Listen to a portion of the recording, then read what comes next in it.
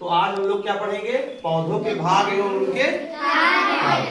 तो मुख्य मुख्य बातें समझ लेते हैं संक्षेप में, उसके बाद आगे लिखते हैं। कितने भाग होते हैं पौधों में? फूल, फल, जड़ से स्टार्ट करते हैं। जड़ का मुख्य कार्य क्या होता है? जड़ का मुख्य कार्य होता है पौधे को जमीन में खड़ा रखना।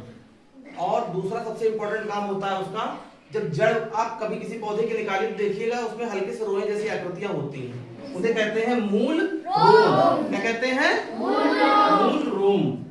इन मूल रोम का काम होता है मिट्टी से पोषक तत्वों और जल को अवशोषित करके तने के माध्यम से पौधे के अन्य भाग में पहुंचाना। तो मुख्य काम हमारा जड़ का समझ में आ गया ना। इसके बाद बारी आती है तने की। तने का मुख्य कार्य होता है पौधे को जमीन पर सीधा खड़ा रखना। तना मजबूत होगा तभी पौधा खड़ा रहेगा, वरना आंधी तूफान में गिर जाएगा। और दूसरा काम होता है कि जड़ों द्वारा अवशोषित पोषक तत्वों और जल को पौधे के अन्य भाग में पहुंचाना। आगे बात करते हैं पत्ती। पत्ती एक बहुत महत्वपूर्ण भाग है पौधे का।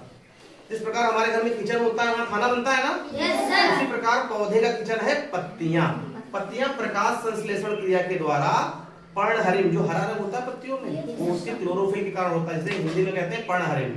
प्रकाश संश्लेषण क्रिया से पत्तियां पौधों के लिए भोजन बनाती है और तने के माध्यम से वो भोजन पूरे जो है पौधे में फैल जाता है। पत्तियां कभी लेना, पीछे देखना एक आकृति, ये जो आकृतियां बनी रहती है ये वाली, इसके रूप में भोजन वहां पे जमा होता है, जिसे मंड कहते हैं, स्टार्च कहते हैं। ठीक है, ये भोजन होता है पत्तियों का।